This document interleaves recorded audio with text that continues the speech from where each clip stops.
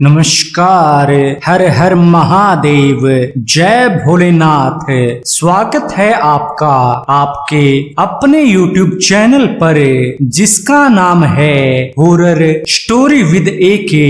मेरा नाम अनिल है। मैं आपको यहाँ पर ईश्वर से जुड़े चमत्कार एवं तीसरी शक्ति के प्रकोप पर आधारित कहानियां सुनाता हूँ। मित्रों, यह बात उस समय की है जब लंका पर जीत हासिल करने के बाद भगवान श्री राम, देवी सीता, लक्ष्मण जी, हनुमान और विभीषण के साथ पुष्पक विमान में बैठकर अयोध्या लौट रहे थे। रास्ते में जब ऋषि भारद्वाज का आश्रम करीब था तब भगवान राम ने हनुमान जी से कहा, प्रिय हनुमान, हमें ऋषि भारद्वाज के आश्रम जाना है, लेकिन तुम नंदीग्राम जाओ और भरत को हमारे आने की खबर दो। जिस पर हनुमान जी बोले, जैसी आपकी इच्छा प्रभु। यह सुनकर राम जी बोले, तुम इस भेष में मत जाना, क्योंकि अचानक खुशखबरी से इंसान कभी कभी कुछ अलग ही कर बैठता है। इसलिए तुम पहले भरत के मन की बात जान लेना, फिर उसे यह शुभ संदेश देना। महर्षि भारद्वाज से मिलने के बाद हमें अपने दोस्त निषाद राज से भी मिलना है, इसलिए तुम वही आके हमें भरत का संदेश देना। अब प्रभु की बातें सुनकर हनुमान जी बोले, जो आज्ञा प्रभु। इतना कहकर हनुमान जी वहां से जय श्री राम का नारा लगाते हुए नंदीग्राम के लिए निकल जाते हैं और इधर भगवान राम माता सीता के साथ ऋषि भारद्वाज के आश्रम पहुंचते हैं। पुष्पक विमान से नीचे उतर के भगवान राम लक्ष्मण जी से कहते हैं, लक्ष्मण, यह सारे तीर कमान नीचे रख दो। शास्त्रों में बताया गया है कि कभी भी अस्त्र शस्त्र लेकर आश्रम में नहीं जाते। जिसके बाद सभी आश्रम के भीतर जाते हैं और आश्रम के अंदर जाते ही ऋषि भारद्वाज भगवान राम को देखकर बहुत खुश होते हैं और बोलते हैं, प्रभु, मैं आपको देखकर बहुत खुश हुआ। आपको देखने के बाद मेरी सारी तपस्या पूरी हुई। मैं धन्य हुआ प्रभु। जिस पर भगवान राम बोले, नहीं ऋषिवर, आपका स्नेह मुझे यहाँ खींच लाया है। आपके दर्शन करके मैं खुद को धन्य समझता हूँ। आज हम यहीं आपके पास विश्राम करेंगे और भोर होते ही यहाँ से निकल जाएंगे। मेरा राज्य मेरी प्रतीक्षा कर रहा है। जिस पर ऋषिवर बोले, जैसी आपकी इच्छा प्रभु। अब यह कहते हुए भारद्वाज जी ने भगवान राम को गले से लगा लिया। स्नान के बाद भगवान राम को फल फूल अच्छे अच्छे कंदमूल लाकर दिए। फिर अगले दिन भगवान राम के साथ सभी अयोध्या के लिए रवाना हो गए। रास्ते में लोगों ने उन्हें देखा तो वह नीचे से ही कहने लगे, देखो राम जी अयोध्या आ रहे हैं। भगवान राम निषाद राज से मिलकर गंगा तट की तरफ चले जाते हैं और वहां पहुंचकर देवी गंगा की पूजा करते हैं। उधर नंदीग्राम में गुरु वशिष्ठ के साथ भरत बात कर रहे होते हैं। भरत कहते हैं, गुरुदेव, भैया राम के वनवास के दिन खत्म होने वाले हैं, लेकिन अभी तक चारों दिशाओं में फैले दूत कोई संदेश लेकर नहीं आए हैं। अगर उन्हें आने में देरी हो गई तो मैं अग्नि समाधि लेकर अपने प्राण त्याग दूंगा। इसलिए गुरुदेव, भैया के अयोध्या आने तक मैं आपको यह राज सौंपता हूँ, क्योंकि शत्रुघ्न अभी छोटा है, वह राज को नहीं संभाल पाएगा। जिस पर गुरु वशिष्ठ कहते हैं, हे भरत, तुम इतना परेशान क्यों हो रहे हो? राम के वनवास की अवधि खत्म होने में अभी 2 दिन शेष हैं। तुम रघुकुल के पराक्रमी वीर हो, तुम्हें इतना परेशान होना शोभा नहीं देता। वीरों को आखिरी समय तक आशा और कर्म का त्याग नहीं करना चाहिए, यही शास्त्रों और ज्ञानियों का कहना है। तुम एक क्षत्रिय हो, इसलिए तुम्हें बिना वजह प्राण त्यागने का नहीं सोचना चाहिए। अब गुरुदेव जी की बातें सुनकर भरत बोले, आप ज्ञानी हैं, ज्ञान की बात करते हैं, लेकिन प्रेम और भावना में ज्ञान कहाँ होता है? मेरा मन तो कह रहा है कि मुझसे कोई गलती हो गई है, इसलिए भैया मेरे पास नहीं आ रहे। अब इतने में ही वहां हनुमान जी एक साधु के भेष में आते हैं। हे रघुकुल नंदन, आप निराश न हो, वह अपने प्राणों का त्याग कर सकते हैं, लेकिन वह आपको नहीं छोड़ सकते। प्रभु श्री राम तो आपको खुद से निर्मल मानते हैं। सभी कहते हैं मेरा भरत तो धर्म का प्रतीक है, जो सूर्य की तरह तीनों लोकों में विद्यमान है। हनुमान जी की बातें सुनकर भरत कहते हैं, हे स्वामी, आप कौन हैं? जिसके जवाब में हनुमान जी ने कहा, मैं प्रभु राम का सेवक हूँ, उन्हीं की आज्ञा से आपके लिए उनका संदेश लेकर आया हूँ। प्रभु श्री राम, माता सीता और लक्ष्मण ऋषि भारद्वाज के आश्रम पहुंच गए हैं। 2 दिन बाद वनवास का समय पूरा होते ही अयोध्या पहुंच जाएंगे। जिस पर भरत बोले, हे साधु, क्या आप सच कह रहे हैं? 2 दिन बाद मेरे प्रभु अयोध्या पहुंच जाएंगे। आप मेरे लिए भगवान के समान हैं, जिन्होंने मुझे प्राण दान दिया है। मेरा प्रणाम स्वीकार करो। भगवान भरत को रोकते हुए हनुमान जी बोले, भरत, आप क्या कर रहे हैं? मैं तो आपका सेवक हूँ, आपने मुझे पहचाना नहीं, मैं हनुमान हूँ। जिस पर भरत बोले, हे अंजनी पुत्र, तुमने बताया नहीं भाभी माँ कैसी हैं, वह भैया के साथ हैं या नहीं, और मेरा लक्ष्मण कैसा है? हनुमान जी ने जवाब देते हुए कहा, बोले, सब कुशल मंगल है, रावण के डर से सब आजाद हो गए हैं। माता सीता आज प्रभु राम के साथ माता गंगा की पूजा करने रुक गई हैं। खुशी से फूले न समाने वाले भरत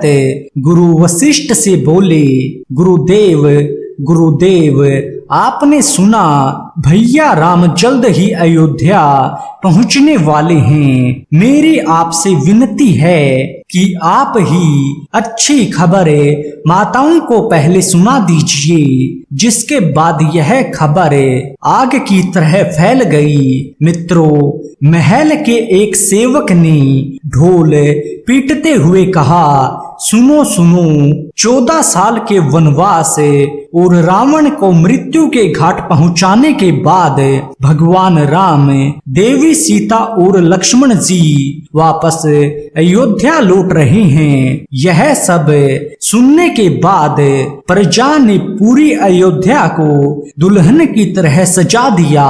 अयोध्या वासियों ने अपने राजा के लौटने की खुशी का कोई ठिकाना नहीं था। अयोध्या के राजा और अपने भगवान को देखने के लिए सभी अयोध्यावासी जय श्री राम का नारा लगाते हुए सरयू के तट पर पहुंच गए। सभी दीप से सजी थालियां और मंगल दीप लेकर भगवान राम से मिलने के लिए आतुर दिख रहे थे। जिसके बाद गुरु वशिष्ठ भरत समेत नदी के तट पर पहुंच गए और प्रभु राम से बोले, यशस्वी भाव, चिरंजीवी भाव, तुमने रावण का वध करके रघुकुल के यश को बढ़ा दिया है। तीनों लोक में बस तुम्हारी ही चर्चा है। जिस पर राम जी बोले, गुरुदेव यह सब तो मैं आपकी शिक्षा के कारण ही कर पाया हूँ और जिसके सिर पर आप जैसे गुरु का हाथ होगा वह ऐसे काम बड़ी ही सरलता से कर लेता है। फिर गुरु वशिष्ठ कहते हैं, राम, जब आदि काल में परम पिता ब्रह्मा जी ने मुझे रघुकुल का गुरु बनाने के लिए बोल रहे थे तब मैंने उन्हें मना कर दिया। जिस पर ब्रह्मा जी ने मुझसे कहा था कि तुम्हें एक ऐसा मौका फिर नहीं मिलेगा। इस कुल में आगे चलकर भगवान का अवतार होने वाला है। तब से मैं तुम्हारी राह देख रहा था। तुम धन्य हो राम, तुम्हारे इस पराक्रम को देखकर मुझे तुम्हारा गुरु होने पर गर्व हो रहा है। वत्स, तुम्हारी वीरता की कहानी युगों युगों तक सुनाई जाएगी। फिर राम जी तीनों माताओं की तरफ चल देते हैं। सबसे पहले वह देवी कैकेयी की तरफ जाते हैं और उनके पैर छूते हैं। फिर उन्हें गले से लगाकर कहते हैं, माता क्या मेरे लिए 56 भोग बनवाया है? जिस पर देवी कैकेयी कहती हैं, मैं जानती थी मेरा राम सबसे पहले आकर मुझसे 56 भोग के बारे में पूछेगा, इसलिए मैंने पहले ही सारी तैयारियां कर ली हैं। माता कैकेयी की बात सुनकर प्रभु कहते हैं, माता मुझे सबसे ज्यादा चाहिए। जिसके बाद माता कहती हैं, पुत्र तेरे लिए अलग से रखा है सब मैंने। फिर आगे बढ़कर राम जी माता सुमित्रा को प्रणाम करते हैं और कहते हैं, माँ वनवास जाते हुए बड़ी माँ ने कहा था जैसे अभी लक्ष्मण को अपने साथ ले जा रहे हो वैसे ही उसे वापस लेकर आना। देख लो मैं उसे सही सलामत लाया हूँ। जिस पर माता सुमित्रा कहती हैं, पुत्र लक्ष्मण तो तुम्हारा साया है, तुम जहाँ रहोगे वह भी वहीं रहेगा। आगे भी तुम जहाँ जाओ वह तुम्हारे साथ ही जाएगा। और आखिर में वह अपनी माता कौशल्या के पास आते हैं और उन्हें प्रणाम करते हैं। जिस पर देवी कौशल्या बोली, बेटा मैं तो तुम्हारे साथ रह न सकी, लेकिन मैं अपने मन की आंखों से तुम्हें हमेशा देखती थी। यह सब सुनने के बाद प्रभु राम कहते हैं, माता कौन कहता है कि आप मुसीबत में मेरे साथ नहीं थी? मुसीबत के समय मैंने आपको अपने पास पाया था। मेरे शरीर में आपके दूध की शक्ति थी, जिसकी वजह से मैं सारी परेशानियों से लड़ता हुआ आज आपके चरणों के पास पहुंच गया हूँ। इसलिए हे माते मुझे आशीर्वाद दो कि मैं हमेशा आपकी सेवा करता रहूं। जिसके जवाब में देवी कौशल्या कहती हैं, मेरे बच्चे मेरे राम, यह क्या कह रहे हो? सभी कहते हैं कि राम कोई आम इंसान नहीं बल्कि भगवान हैं, लेकिन मैं यह कहना चाहती हूँ कि तू मेरे दिल का एक टुकड़ा है और मेरा मन कर रहा है कि मैं तुझे इसी तरह एक टक देखती रहूं। मुझे और कुछ नहीं चाहिए। अब जा और अपने उस पगले भाई को संभाल जो 14 साल तुझसे भी कठिन समय गुजारा है। जिसके बाद राम जी भरत के पास जाते हैं और कहते हैं, भरत प्रभु के मुख से अपना नाम सुनकर भरत की आंखें भर जाती हैं और वह कहते हैं, अब खुद संभालिए अपना राज्य और यह अयोध्या 14 सालों से शासन का बोझ लिए खड़ा हुआ हूँ। मैं आपके दर्शन के लिए आतुर हो चुका था। अगर आपको आने में तनिक और देर होती तो शायद आज मैं आपके सामने खड़ा न होता।